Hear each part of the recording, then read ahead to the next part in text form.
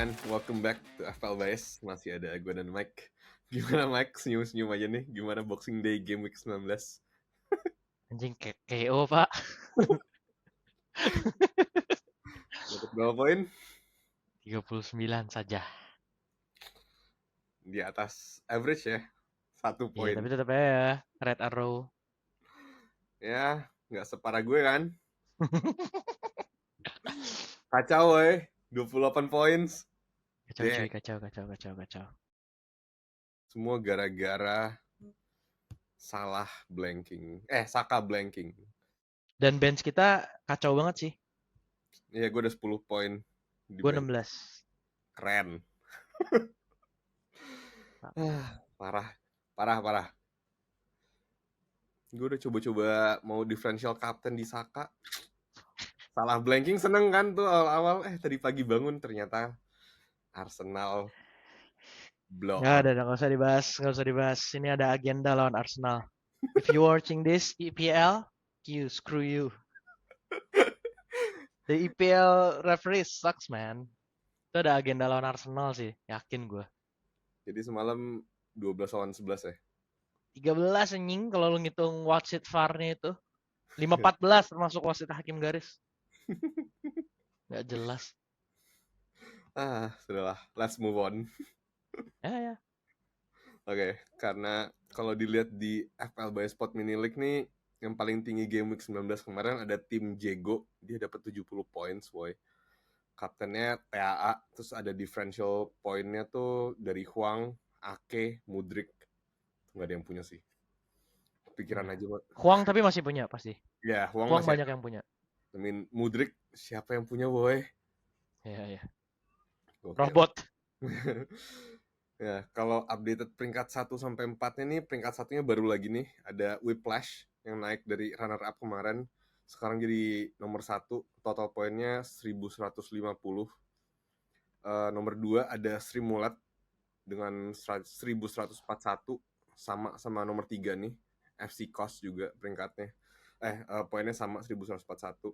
Dan peringkat 4 ada Tukang Urut LFC 1135. Gimana nih Mike? Gimana cara catch up kita? Bisa, tenang aja. Masih plenty games to play kan? Masih ada 19 game lagi kan? Ya udah setengah musim sih kebetulan. Tapi bagi yang belum pakai wildcardnya, game week ini terakhir loh. Ya, true. So, Game you week. know, masih bisa banget turns the table. Mungkin. Mungkin. Berapa chance-nya? Berapa persen? Nggak, maksudnya kalau misalkan sekarang lu ngerombak tim, lu bisa mempersiapkan switch dari Salah ke Haaland, abis itu gimana balikin Salah. Bagi kita yang nggak punya wildcard kan agak sulit ya planningnya ya Ya, true. dengan perubahan-perubahan ini. Yes.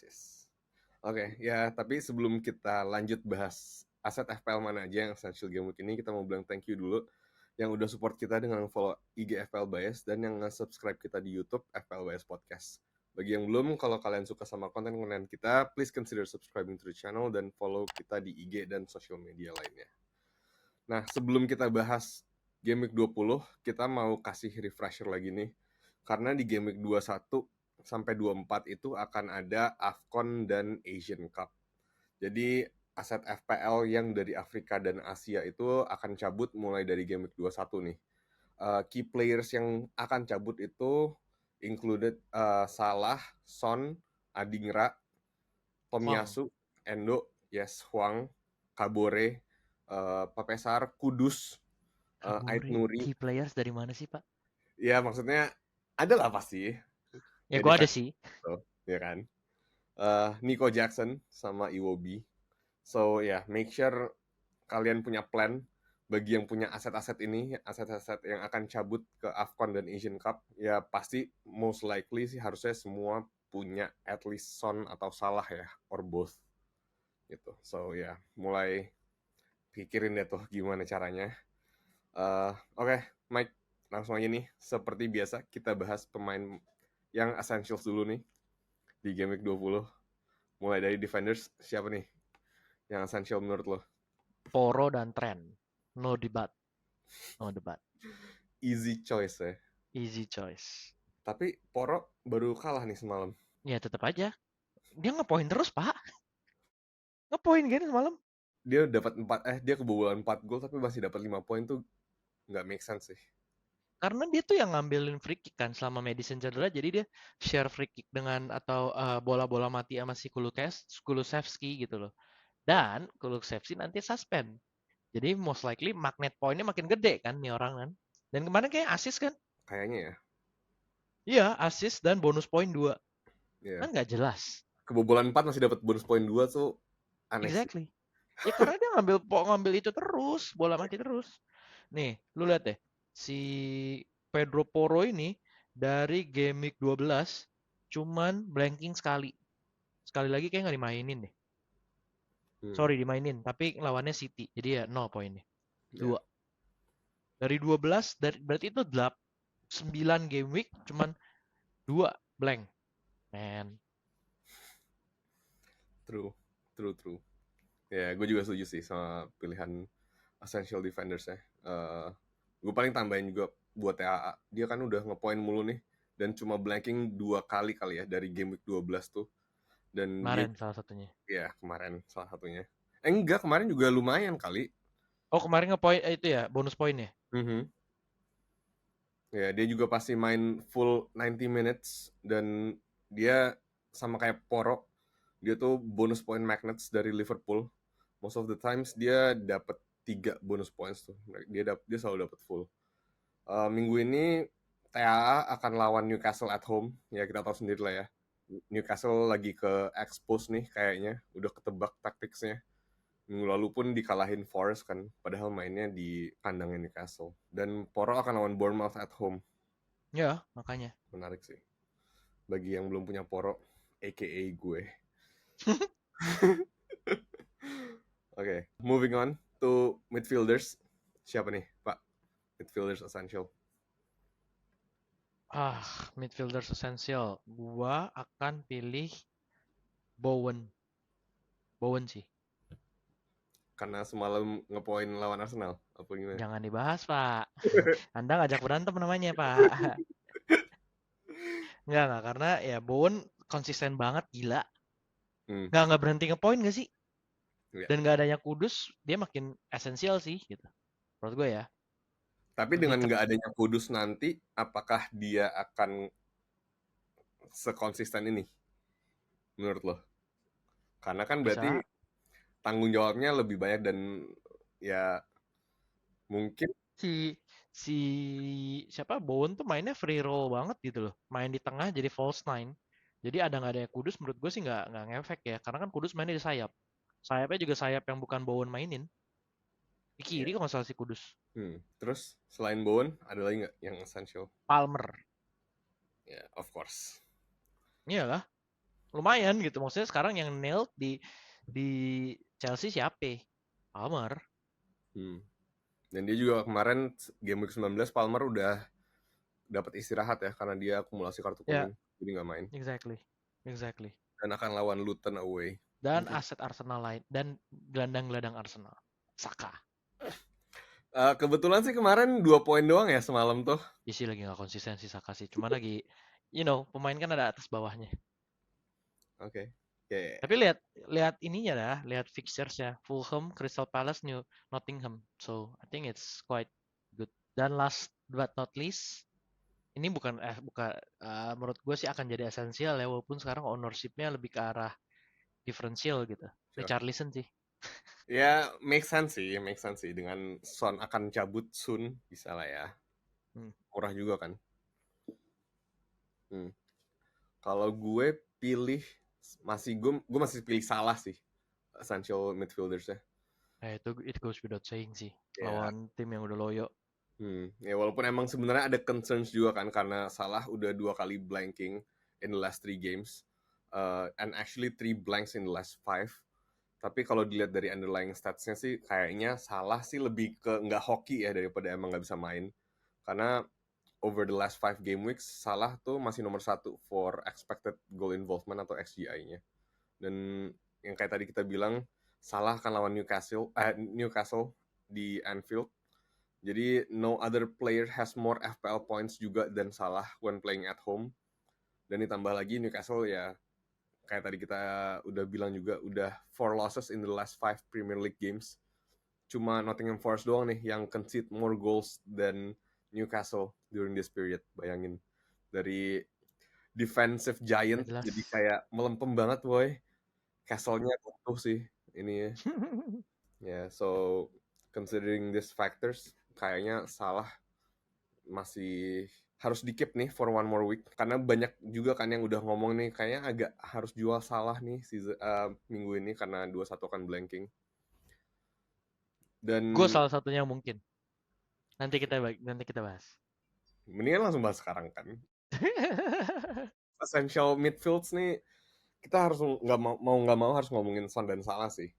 Yang kayak kita udah bilang juga, mereka berdua akan cabut di game week 21 sampai game week 23 atau 24 maybe even.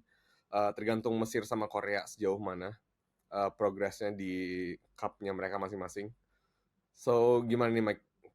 What's your plan buat mereka berdua nih? Let's start with Salah dulu lah. Kan tadi lo udah bahas gimana? Gue masih 50-50 sih. Tapi ini colongan gue, ada kemungkinan gue bisa transfer Salah minggu ini sih. Karena ada kebutuhan untuk kejar poin dan itu kan harus diferensial juga ya. Hmm. So I'm willing to take the risk dengan aset-aset yang sedikit diferensial tapi bisa ngehit gitu loh. Which is Foden atau Richarlison. Jadi, oke. Jual Salah for Foden or Richarlison. Mungkin. This game week, Sekarang gini, bukan game ya, week. enggak. Terus game week depan baru dapetin Haaland. Hmm, Uangnya masuk. Nah, oke. hear me out. Salah lawan Newcastle. Oke, Newcastle loyo. Tapi bisa aja ini jadi momen kebangkitannya. Jangan salah, lihat musim ini Newcastle lawan tim-tim besar top 4 itu cuma kalah sama City kayaknya. Sisanya oke gitu loh. Hmm. Jadi bisa aja gitu loh. Ya it's a risk that I'm willing to take sih sebenarnya. Tapi masih 50-50 ya. Jadi apa enggak.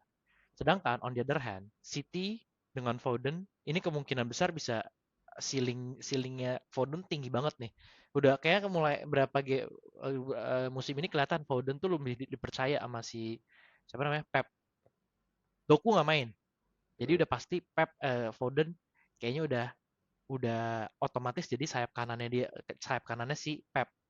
Andai kata nggak sayap kanan karena Bernardo mau taruh di kanan, dia bisa di sayap kiri karena Grealish tuh udah nggak gitu dipercaya sama Pep, ya Hmm. kan? Dan penampilannya Foden lately tuh lagi hot-hotnya juga gitu loh. So ceilingnya lebih tinggi. Terus kalau Richarlison yang tadi kita udah bahas gitu. Ya, Dia emang udah tumpuan golnya siapa namanya? Spurs. Spurs. Hmm. So we'll see about it. Oke. Kalau Son gimana? Buat apa? Kalau misalkan lu beli terus lu mau jual lagi. Kalau misalkan pilihannya salah Son, gue mending tetap keep Salah. Oke. Iya kan? Karena lu nggak mau ngapain lu beli pemain yang nggak akan main lagi habis itu selama 3-4 game week. Jadi lo kalau Son lo akan jual juga nih? Kalau Son kayaknya enggak deh. Son mungkin keep baru jual. Oh, kalau misalkan gue punya Son ya. Hmm. Kalau misalkan gue punya Son gue keep. Oke. Most likely kalau lu punya Son lu punya Salah sih. Iya. Iya kan? Terus Sell kayak Salah, keep ya, Son. ya. Karena ceilingnya masih tinggi juga si Son ini. Hmm. Oke. Salah bisa aja bongong. Who knows? True. Nah, tapi kalau itu buat yang premium asset nih, yang akan cabut. Kalau differential assets yang akan cabut kayak Hwang dan Kudus, what should we do? What should we do with them? Kalau bench lu bagus ya udah hold aja. For the remainder of the cup ini 21 sampai Kalau 24. lu bisa maintain, bisa going through nggak pakai mereka 3 game ke depan, misalkan lu punya 2 bench yang bagus yang pasti main gitu kan, kayak Gusto mungkin main harganya 4,1 mungkin dia benchmark lu, why not gitu. Mungkin ya, mungkin. Oke. Lu sendiri gimana nih? Lu akan hold those players? Nah, itu dia. Itu sih yang pertanyaan gue selanjutnya sih sebenarnya. Kan emang kalau dilihat-lihat nih dari Twitter or ya content creator lainnya tuh mereka pada bilang sell nih, ya kan, yang pada cabut ke AFCON sama Asian Cup for the duration of the cup. Menurut gue nggak tahu ya, gue personally considering buat nge-keep Salah sih, karena gue nggak punya Son, jadi kan kita budgetnya itu kalau gue sendiri, gue beli Salah dari sebelum dia naik banget kan harganya. Jadi Hmm. gue ada, I think 0,4 kayaknya deh, budget gue di Salah. Berarti kan ntar kalau misal gue jual, gue harus, dan kalau mau beli lagi, gue harus nyari 0,4-nya lagi kan, or maybe karena semua orang jual, jadi mungkin turun 0,2 perhaps. But still that's another extra 0,2 million yang gue harus cari di mana kan. Jadi daripada gue bingung budgetnya gue ambil dari mana, most likely sih gue akan nge-keep nih Salah. Jadi gue akan taruh aja dia di bench nomor 3 gue. Karena Desember ini fixturesnya banyak banget kan, berarti otomatis kan squad kita juga harusnya udah ada tuh benchnya yang actually playing, ya kan. Jadi semua bench bisa dimainin dan ya hopefully dapat points, tapi dengan gue keep Salah ya gue masih ada safe spot lah gitu Masalahnya untuk ini roti. semua strategi ini kan tim dependent ya. Exactly. Emang tim lu bisa mengcover itu. Kalau gue lihat-lihat kan tim lu benchnya sekarang Palmer, Mitoma, Kabore. Kabore ya udah lah ya nggak ada. Mitoma nggak ada. Berarti dengan Salah nggak ada lu nggak ada bench sama sekali. Dan tadi lu bilang lu mau jadi taruh dia di bench ketiga. Sedangkan lu juga nggak punya Halan nih. Ya, jadi gini, gue udah ngambil early transfer sih sebenarnya. Ya. Gue udah jual. Itu sebenarnya gue mau ngomong tentang early transfer. Gimana Hmm, cara dapetin 0,3 difference-nya Salah? Menurut gue dari early transfer yang kita lakukan sih. ya, setuju. Ya, tapi sebenarnya juga kalau mau cari jalan gampangnya atau shortcut buat dapet, misal kalian udah jual Salah atau Son dan mau balikin mereka lagi dan termasuk Haaland, ya cara gampangnya wildcard nggak sih? Ya. Second wildcard langsung dipakai aja. Ya sayang sih. Kayaknya itu masih game week 30 ke atas deh. Ya again itu masih wildcard kan juga selalu tim dependent kan. Seberapa Oh, unless lu pakai wildcard-nya sekarang yang tadi kita bilang hmm, di game week 20 ini. kalau masih ada. Iya. Kalau kita kan udah jauh. Udah dipakai lama. Oke, ya gitu deh. That's for midfielders. Conundrum. Moving on to forwards. Siapa nih Mike? Ya, Center itu mah forward. obvious lah. Watkins, Solanke lah. Who Oke. else? Kalau Ya, lu kayaknya mau bilang Hojlund sih. enggak. Give him time. So, miracle goal apa consistent goal masih nggak tahu. Gue setuju sih Watkins dan Solanke. Oke, kalau gitu lanjut aja nih ke differentials yang lebih menarik kayaknya. Siapa nih Pak? Differential buat lo. Buat gua back ada dua yang gue lagi consider banget. Tapi kayaknya bukan top priority. Ada Moreno dan ada Estupinan. Oke, Estupinan mungkin masih 14%. Tapi dia udah hampir semua orang udah jual kan. Harganya juga 4,9. Lihat fixture-nya Brighton. Gila, Pak. Hmm. Bisa aja gitu. Dan Moreno juga fixture Aston Villa itu lumayan menarik sejak ya literally dari sekarang sih sebenarnya. Dia dapat Burnley, Everton, mungkin beratnya Newcastle, terus habis itu Sheffield, MU, Fulham, Nottingham, Luton. Nah, itu berarti sampai game week 27 dia cuma dapat satu tim doang yang susah, Newcastle. Kalau dia Eh, masih susah. MU susah kali. Kalah Enggak. loh kemarin. Kemarin Apa? kalah. Kemarin kalah Apa? lawan MU. Siapa? Aston Villa. Mm-mm. Cuma sekali doang lah kayak Arsenal lah. Sama kayak MU menang menang sekali doang. Sialan. Lu sendiri give him time, give them time. Ya. So I think Moreno lumayan sih. Dan dia mainnya wing back. Kita kan kalau back kita maunya yang poinnya tinggi kan. Hmm. So, Ya, kemarin juga si Moreno udah main full 90 kan pas lawan Brentford tuh game week 17. hmm, Dan udah dapat langsung 10 poin kalau nggak salah. Langsung dapat gak jelas emang. tambah 2 bonus points gitu. Ya, setuju. Kalau midfielder siapa? Nah, ini yang sulit. Hmm. Sebetulnya gue mau bilang Foden, tapi Foden udah 12%. Richarlison ya bentar lagi menarik. Naik pasti kan, semua orang pasti akan beli. Eh actually ada dua sih. Odegaard differential, nggak semua orang punya, walaupun dia 15%, tapi kayaknya jarang deh ada yang punya. di Hmm. liga-liga yang aktif ya. Gue juga nggak tahu kenapa sih. Satu lagi tadi adalah Garnacho. Maybe as a placeholder ya, as a placeholder lah. At least karena going forward kita akan main 3-4-3 gitu loh. Ya. Jadi dia bisa banget nih jadi tiga jadi dan fixture MU on paper bagus. In reality enggak, biasa aja. Sirik tuh. Kita menang loh, Pak. Enggak, ngapain? Sebenarnya ada satu lagi, Pak, yang paling diferensial. Brennan Johnson, Pak. Hmm. Ya. Given the fixtures kayaknya sih bisa bagus dan lately kan juga adalah poinnya 1-2. Walaupun nggak sekonsisten Paqueta konsisten banget loh poinnya lately. Iya, ya. Paqueta juga bisa dibilang differential sih. Ya, tapi nggak tahu ya, mungkin takutnya dia tuh lebih ke arah dia butuh kayak Kudus, dia butuh banyak winger-winger cepat dan ini nggak Hmm. ada ya Kudus, gue nggak tahu deh apakah berimbas sama dia apa nggak. True. Lu siapa? Oke, gue pertama Bernardo Silva. Harganya 6,4, hanya di own 3,8% in the entire game. Menurut gue sih ya kayaknya emang udah saatnya masukin City lagi nih. Agree? Minggu ini akan lawan Sheffield at home, dan kalau dari Sheffield-nya sendiri, defensively emang mereka paling kacau nih. Jadi Sheffield itu rank ke-19 buat big chances conceded, XG conceded, XG non-penalty conceded, shots in the box, clean sheet, itu mereka second worst. Dan mereka rank ke-20 atau paling rendah buat shots conceded, shots on target conceded, XG on target conceded, dan goal conceded. Nah, terus Bernardo pun sekarang menurut gue udah pretty nailed on posisinya di starting 11 di kanan, di right wing. Karena kalau kita lihat udah consecutive startsnya tuh udah 11 kali. Dan karena Doku, Haaland, KDB kayaknya masih belum kasih tanda-tanda akan balik di game week 20 ini.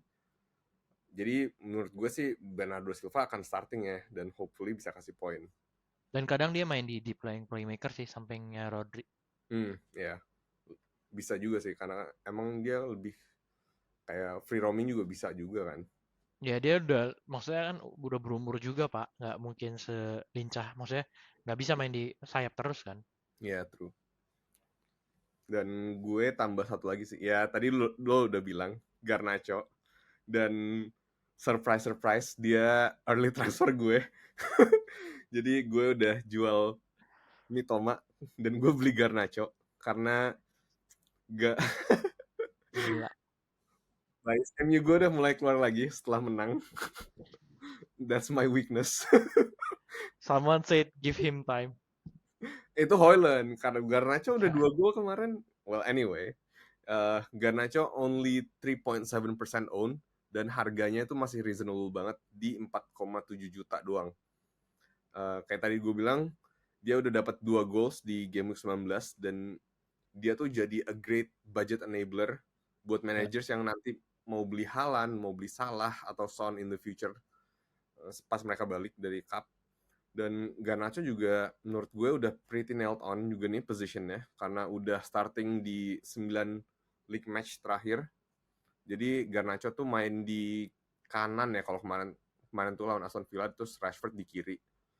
Nah, terus juga kemarin Garnacho jadi pemain paling depan tuh pas lawan Aston Villa kalau dilihat heat map-nya. Dan underlying stats-nya Garnacho juga oke lah, bisa dibilang lumayan bagus. XGI atau expected goals involvement-nya per 90 minutes itu 0,45. Dan fixtures MU kayak tadi lu bilang juga not bad on paper sampai game 26. Minggu ini lawan Forest, terus Spurs, Wolves, West Ham, Villa, Luton, dan Fulham. Nah, jadi ya menurut gue ceilingnya Garnacho juga bisa jadi tinggi juga sih di situ. Dan since game week 13, Garnacho udah kasih 26 shots. Itu highest among all players in the league. For context, Solanke cuma 24 shots, Salah cuma 21. Itu ranking 2 sama 3 for shots during dari game week 13 sampai sekarang. Gitu. So ya, yeah, Garnacho, let's go. Kalau forwards lo ada? Forwards tadi gua ada catatan sih. Wait. Joe Pedro. Tapi ya going forward semua orang akan template nggak sih? Watkins, Solanke, dan Haaland. Ya, Cuman true. bagi yang mau coba-coba bisa Joe Pedro, bisa Nkunku dan juga bisa Gabjes. Hmm. Ya, Fixture side 3 itu kayaknya oke sih. ya, baru gue mau bilang Nkunku dengan fixture Chelsea yang masih dibilang lumayan gampang nih. Nkunku cuma 3,4% kalau nggak salah ownership-nya. Nkunku lawan Luton away, Fulham at home, terus yang susah sih Liverpool ya di game week 22. Terus ada Wolves sama Palace sebelum ketemu City dan Tottenham di 25-26. Ya 25-26. Jadi sampai 24 sih menurut gue masih lumayan ya. Nkunku tuh. Agree. Dan kayaknya udah expected to start aja sih harusnya. Jadi starting 11 mulai dari game ini. Karena dari kemarin kan dia belum full 90 tuh. Kayak masih dicoba-coba lah sama Poch fitnessnya. Tapi ya emang kelihatan lah impactnya kalau dibandingin Jackson ya. Ya iyalah. Oke, kalau gitu kita lanjut aja nih Mike ke segmen terakhir, hold or sell. Pertama, Kieran Trippier.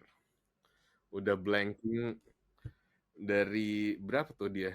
5 game terakhir paling tinggi cuma dapat 2 poin, sisanya 1 atau even 0. Hold or sell? Sell.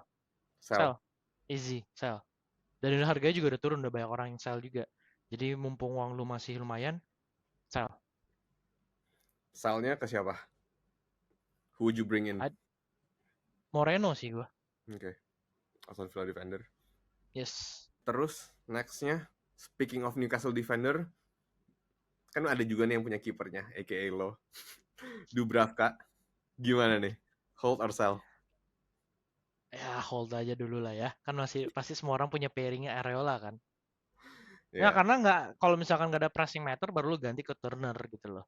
Tapi kalau maksudnya kan sekarang kita punya pressing matter lain kan, masukin Haaland, keluarin Salah, keluarin Son, keluarin Kudus, keluarin Huang. Jadi kayak I don't see kenapa lu harus ngotak-ngatik kiper, sedangkan lu pasti punya kiper cadangan yang main juga gitu loh. Oke. Kalau nggak ada other fires to put out, Dubravka sell ya. Ya. Oke. Kalau gitu next-nya ya triple up Newcastle aja deh sekalian. Anthony Gordon, hold or sell? Aduh, sell sih. Personally gue akan sell dia musim ini. Game week ini. Really? Ya. Tapi sebenarnya attackingnya Newcastle bisa dibilang not bad loh. Attackingnya bukan defensifnya. XGI-nya masih lumayan tinggi. Jadwalnya susah, bos. 2 game week ke depan. Maksudnya jadwalnya juga lagi lumayan ini. Masih ada jadwal lain yang menarik kayak jadwalnya Foden, jadwalnya Richarlison gitu loh. Oke. Terakhir, Saka, Mike, kapten gue semalam. Hold. Of course, hold. Oh, Jadwalnya masih bagus. bias sih tapi. Enggak. Nih ya, Saka udah blanking dari game week 16. Game week 16 tuh poin dari game week 16 ya. Poinnya tuh 2, 3, 1, 2. Come on, udah 4 kali blank in a Kalau row. salah juga lu tetap pegang kan? Ya sama lah. Beda kelas sih harganya. Enggak. Iya sih, harganya beda kelas. Exactly, buat yang mahal aja lu pegang, kenapa buat yang lebih mahal aja lu pegang? Iya kan? Well, hold nih ya. Hold, of course, hold. No Sampai brainer, man. threshold lu sampai mana nih? Sampai lu benar-benar harus bilang oke. Kayaknya Ya karena nggak ada pressing, nggak jadi pressing meter buat gua. Yang tadi gue bilang pressing meternya sekarang ada di Salah, ada di Son, ada di Kudus. Kalau lu emang gak ada apa-apa, kayak kayaknya tim gue bagus-bagus aja nih. Cuman Saka doang, ya udah, why not gitu. At the end kan it's you who play the game, it's you who want to play the game as you wish gitu loh. Iya kan? jual Saka enggak deh. Gak apa-apa kalau mau jual Saka. Serem woy. Jual yang di on paling banyak nomor 1. Selain Haaland ya. Iya. Oke, ya udahlah. Moving on. Seperti biasa nih Mike, kita kasih tahu dulu transfer, formation dan captain picks kita masing-masing. Gue duluan kali ya. Seperti yang tadi gue bilang, gue udah early transfer. Gue jual Mitoma gue beli Garnacho. Jadi sekarang gue masih make 3-4-3. Kiper gue bingung. To be honest, gue bingung. Either Flecken yang akan lawan Palace away atau Areola yang akan lawan Brighton at home. Dengan Areola lagi on form, gue tempted buat main Areola. Tapi again, Brighton attackingnya serem sih. Jadi makanya gue masih agak bingung 50-50 banget. Literally 50-50. Jadi gue so far kayaknya masih mainin Flecken dulu nih. Terus backnya 3, gue ada Colwill, ada TAA, dan Gabriel. 4 tengah gue ada Saka, ada Palmer, ada Garnacho, dan ada Salah. Dan 3 depan gue Solanke, Watkins, dan Jesus. Kapten, well, I think safest option sih Salah ya yang lawan Newcastle. At home lagi. Second best I think Watkins yang akan lawan Burnley at home. Tapi again nggak tahu Watkins masih on fire apa enggak. Walaupun emang kemarin dia 4 kali blanking tapi 3-nya lawan City, MU sama Arsenal ya. Jadi emang susah. Tapi for now sih kayaknya gue kapten masih di Salah dan vice-nya ada di Watkins. Gitu. Kalau lo gimana? Siapa aja? Sama, gue 3-4-3. Yeah, well, everyone will do that. Tapi mungkin gue ada kepikiran juga sih untuk nge-break itu. We'll see kalau gue senekat itu. As of now, kipernya Areola. Backnya Zinchenko, Pedro, sama Trent. Tengahnya Saka, Bowen, Salah, Palmer. Depannya Watkins, Solanke, sama Cunha. Kaptennya di Salah. Vice captainnya di Watkins. Sama sih sebenarnya. Cuman the transfer that yang gue consider itu adalah Gordon. Di bench gue punya Dubravka, Gordon, sama Trippier. Transfer yang gue consider itu adalah Foden dan Richarlison in. Outnya Gordon dan mungkin Salah. Mungkin. Early aja gitu. Yang dari untuk for the reason yang tadi gue. Sekarang lo belum bikin transfer? Belum. No. Oke. Masih riset lah, masih baca-baca, belum dapat feelingnya, tapi that's a transfer that I'm considering. Kalau misalkan jadi, mungkin kaptennya di antara Watkins atau Foden juga sih. Karena I really want to get City attacker sih untuk game week ini. Tapi Richarlison juga menggoda juga gitu loh. Yeah. Hampir pasti Foden in. Cuman untuk Richarlison, we'll see about it. Dan lo ada dua free transfer ya? Betul, gue punya 2 free transfer. Okay. Jadi kalau misalkan gue decide untuk Salah out juga, game week depan gue masih bisa Haaland in tanpa harus minus. Yeah, that's nice. Ya udah, kalau gitu, I think that's our time for today. Thank you so much yang udah nonton dan dengerin kita sampai akhir. Reminder sekali lagi, kalau deadline game week 20 itu ada di hari Sabtu, 30 Desember jam 6 sore WIB. Jangan lupa buat subscribe YouTube FPL Bias, dan kita juga ada di TikTok, X, dan Thread, so make sure buat follow itu semua. Kita akan balik lagi tahun depan buat bahas pemain mana yang essential di game week 21. Oke, Mike, thank you for your time. Good luck buat semua. Selamat liburan. May your arrows be green always, be at least greener di 2024, second half of the season. Thank you so much yang udah support kita tahun ini, dan we'll see you next year. Bye.